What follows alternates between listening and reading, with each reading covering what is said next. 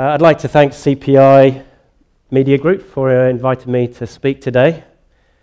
I should also thank probably companies like Samsung or Microsoft or Sony, because I'm surfing a wave of publicity that we're not paying for. So it's kind of easy sell. People come up to me and say, "Hey Charles, you do fun. Your job's not a job. You have too much fun." So Richard mentioned about how do we get BIM out of the hands of the IT guys, out of the hands of the engineers and the nerds, and into the hands of stakeholders and clients. And immersive technology is one of those ways of being able to understand the projects intuitively, if you like.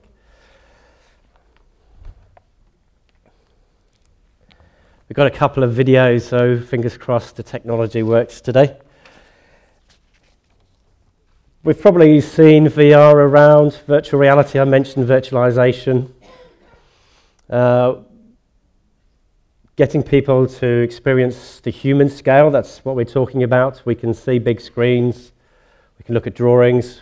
Virtual reality is the only way to experience projects at the human scale. It's not every sense, we're just engaging the viewing, our eyeballs. If we want to add sound, the more senses that we engage, the more immersive the experience. This is, a lot of people have heard of virtual reality. That's the igloos, the caves, the virtual reality headsets.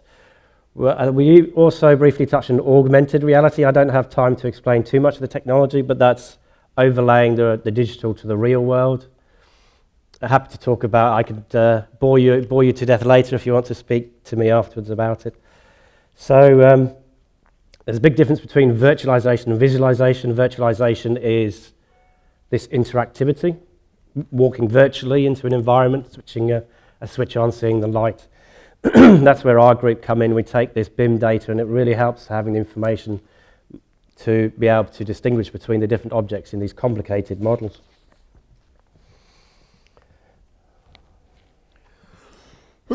Excellent. Good. This was too good for me to not present.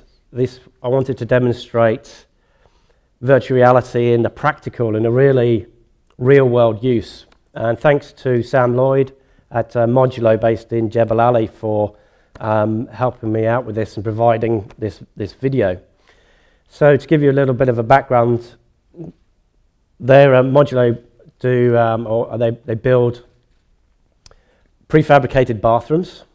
And the big risk from their point of view is getting approval from the Italian architect and getting him to understand what exactly whiteware and what's the vanity unit and what's the surround for the mirror. So they bring in the architect, and he can slip on this VR headset and be put inside virtually inside this digital environment.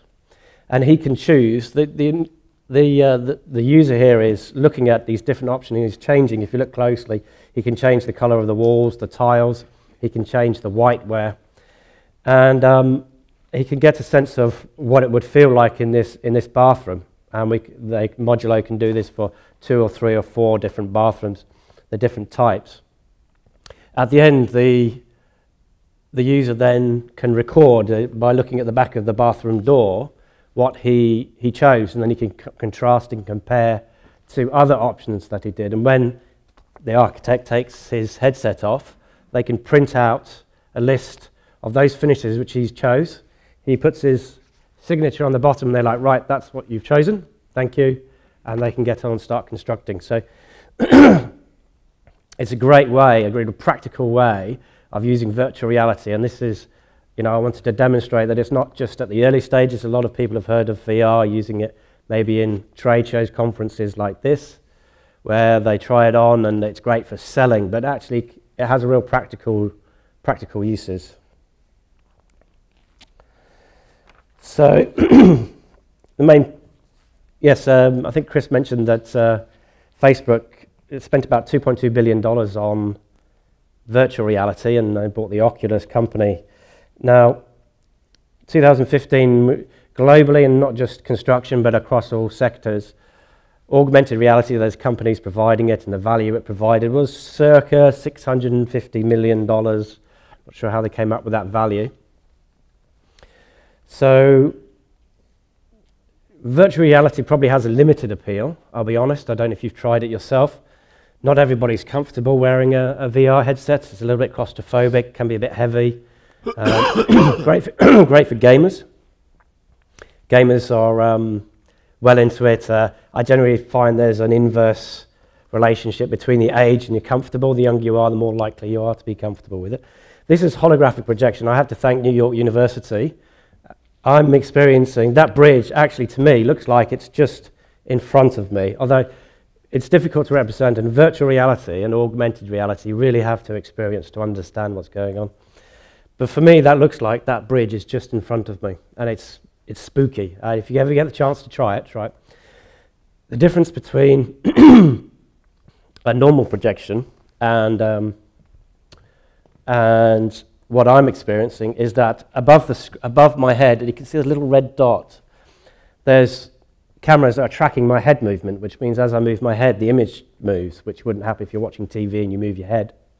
Image stays in the same place. So this is like a holographic projection. So we're just touching on different types of augmented reality, but how much, and virtual reality, how much is it worth to companies? What is it worth to clients? This is, I took off the internet recently.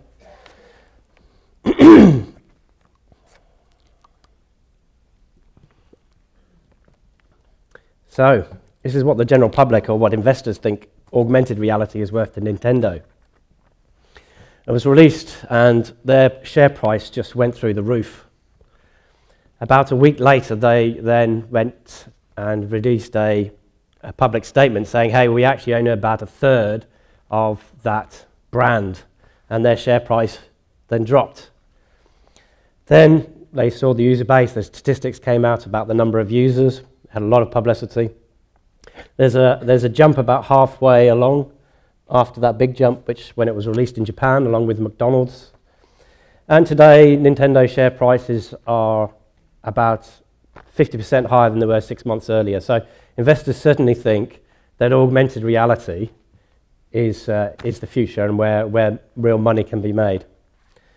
Now, that's great. Nintendo technology gaming company. What does that mean for the construction industry?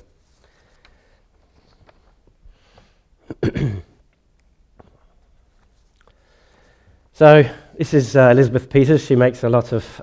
She's making a virtual visit to our presentation.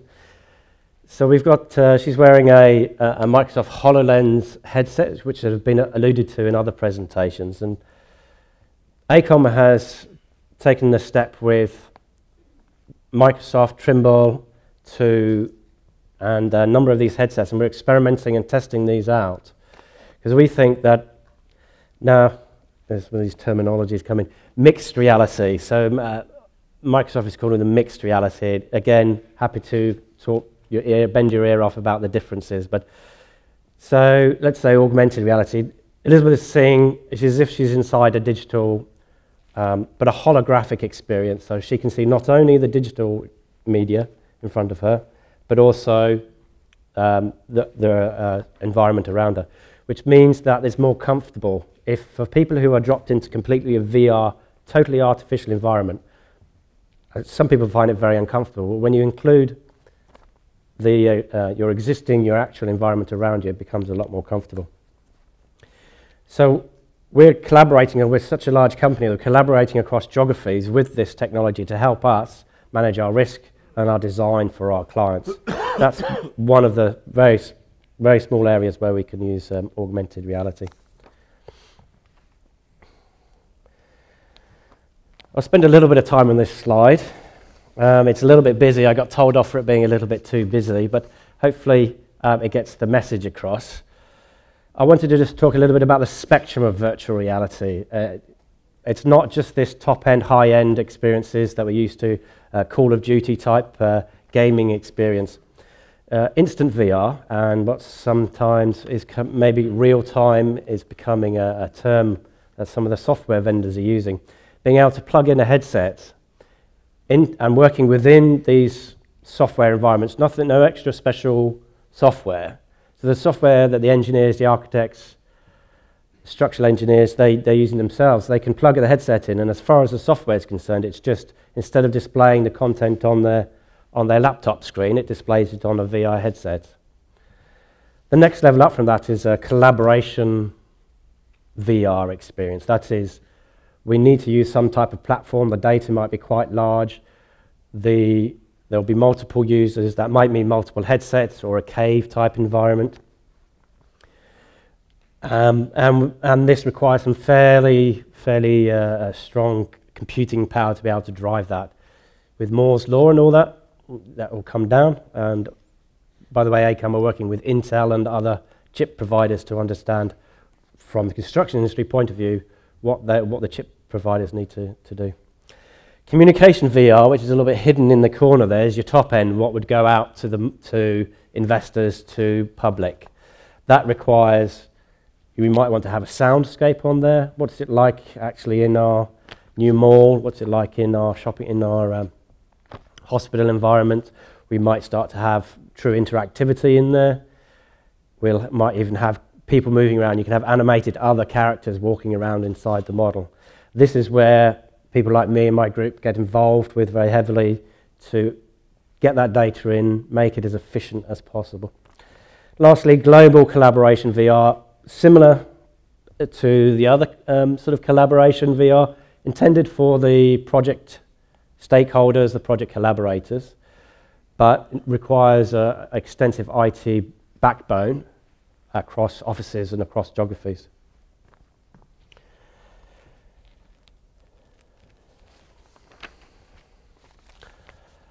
This looks a bit odd because it's a wraparound video that was created for the Gear VR, and it's unwrapped. If you can imagine, it was on a piece of paper and it was around your head and it's been unwrapped. So if you look, you can see actually either side of the car on the left and the right of it's not even 180, it's a 360 experience.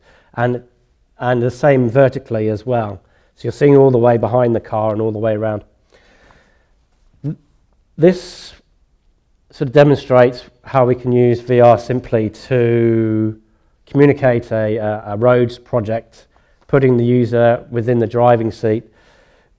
Something I want to touch on briefly is the quality. Now, Rockstar Studios invested $250 million in Grand Theft Auto 5. But that's because, well, they didn't know, but they got $800 million plus back, because they can sell it 50 million times around the world.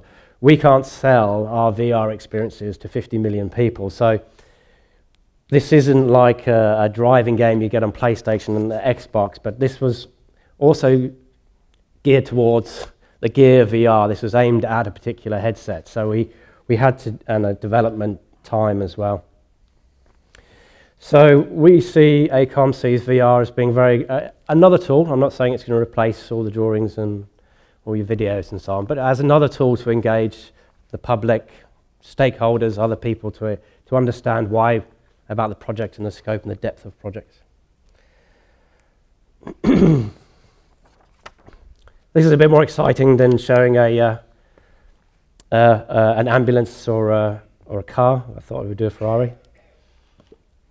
You probably shouldn't get in the car with me, because that's actually me driving, and you'll see it sort of spinning around. And what I wanted to demonstrate or talk about a little was virtual reality. I'm not touching much on augmented reality, but virtual reality for training. And while Ferrari World has selected to use projectors and a circular screen, the driver there could be having a VR headset. And I've been on simulators with VR headsets, and it's just as compelling from my point of view. But as mentioned, not everybody likes a headset. So by using projection, you'll have a wider audience. And as this is the general public, then that makes sense. VR is a great way of exploring and training people up without actually having to put them in burning buildings or put them in dangerous situations. Again, it doesn't replace it, but it's a good stepping stone In the heat of the UAE, it's a good way of doing these trainings inside without having to get people to go outside in July and August.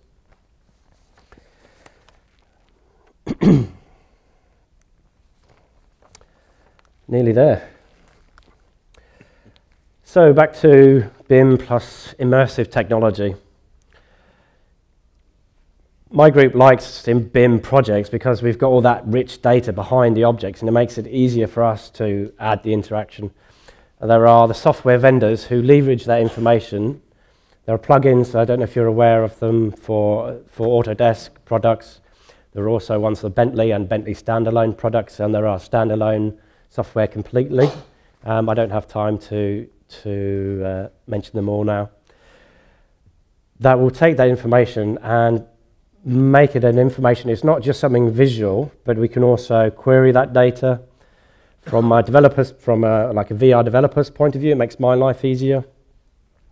But for the end user as well, they can interact with the information and understand what it is. So using a D-pad, we've got more natural gestures, so the devices now can understand your hands going out there, fly like Superman through your models. Who is it for? And coming back to Richard's point, so this is for anybody as far as I'm concerned.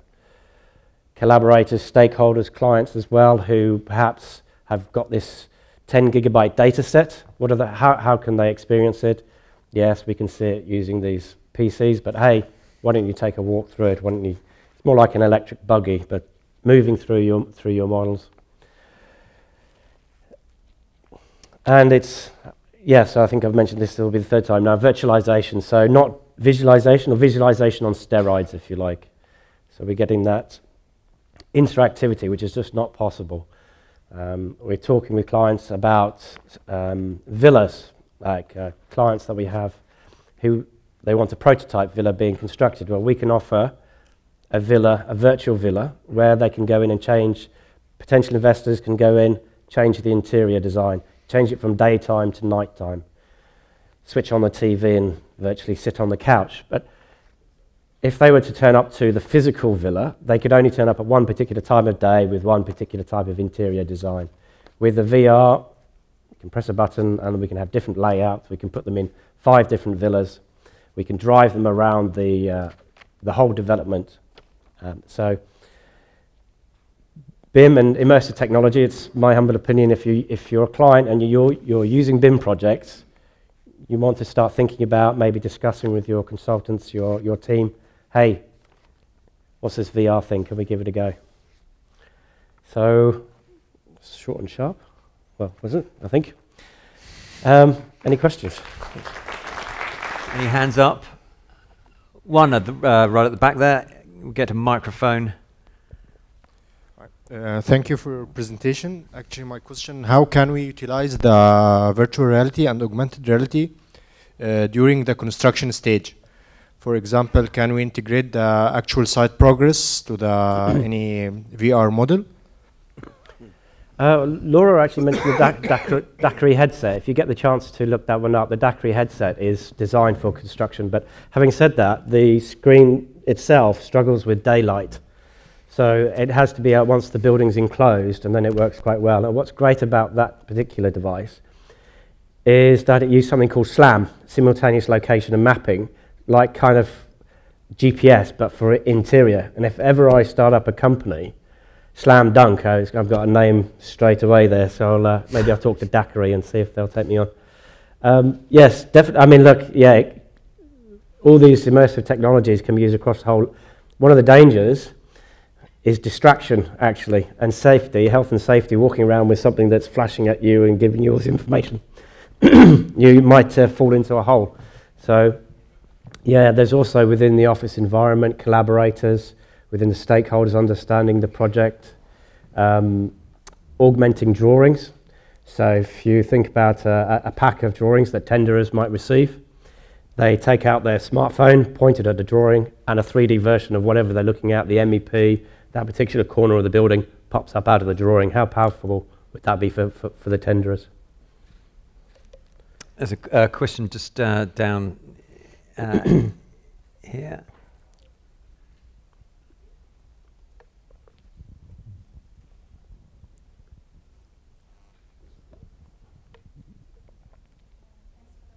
and I was happy to see. Can you hear me? Yeah. I was happy to see use cases during design. I was not that ambitious to ask about construction, but I mean, you always have the model, and it's a further use of it. How was your experience? Are there more use cases where you really felt the need to use virtual reality? You showed kind of showing how different designs would suit, would look like. Would you think that might replace even physical mock-ups? So 2 questions in one. Good question, actually. I'll go to the second part because that's the bit I can remember. Come back to the first one. So talking with, interesting, the Modular one, and I said to the factory manager, I said, you know, will you actually ever replace the physical when these architects come in and try it? And because my experience talking with marketing and construction companies in the UAE, when I present the VR, they think that, yes, and that example with the villa, it's a great idea, and yes, we can use it earlier on, perhaps in the schematic design before we know exactly what the villas look like. But they felt, no, people still want to touch the surfaces and smell it and hear their voice echo around and understand what the space is like. But in the Modular, they said, no, I mean, if you think about when they designed Boeing 777 and the Dreamliner, they designed it all digitally, and they didn't, yes, they do build, it's like smaller mock-ups, but they don't build a whole plane and then go, oh, okay, well, we'll change this. So, I think there's some clients, some people take well to the digital and the virtual environment, and maybe younger people, the generation coming through, are going to be more accepting of it. I think the grey-haired people who are used to being able to kick their kitchen unit and open the fridge door, that's what they need, and it's horses for courses. Regards to the extra uses of the models, yeah, I mean, this is the BIM execution plans. I think it needs to be clear. Often I'm working with BIM data that there was never considered to be used for visualization, for virtual reality, and that would need to be made sure that the model is suitable to be used for virtual reality. And actually, part of that question was something that was going through my mind. Is that are we looking to get to is virtual reality about getting to improving the experience, or are there other aspects to it? If I'm making myself clear enough. So in other words, getting to the point where it's more and more like reality. Is that the goal, or are there further things that we can do with it? What is the actual ultimate we need to get to?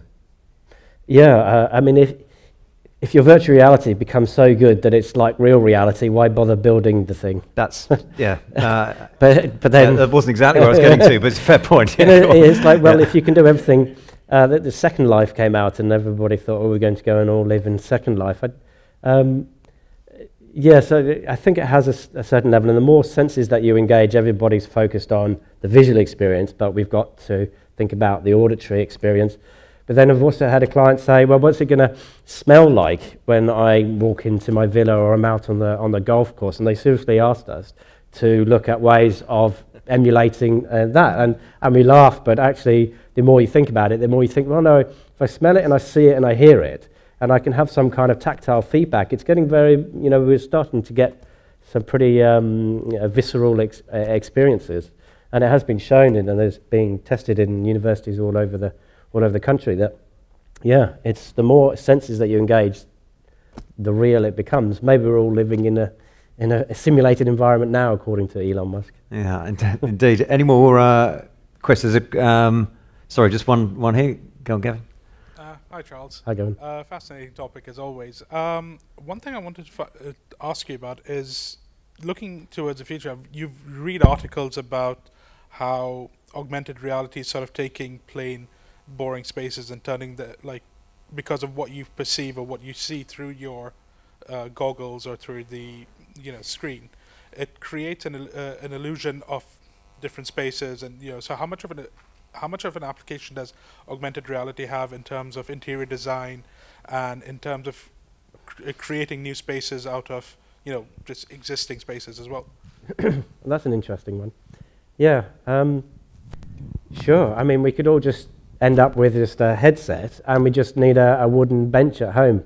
But through a headset, we would see drapes, and we would see a lush pile carpet, and a whole, as if we were living in a palace.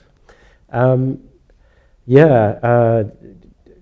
think it'll be what people are. I think VR and AR. The smart money's on augmented reality. If you look at the way the investors are going, I think virtual reality has a limited appeal. So you can see, yes, adding augmentation, adding digital content, virtual big screens to our blank walls. Magic Leap, these developers, these shadowy developers in Florida, have taken away, or they're going to take away their computer monitors and just have keyboards and mice, but nothing in front of them, because the headsets will emulate a TV screen, a monitor in front of them.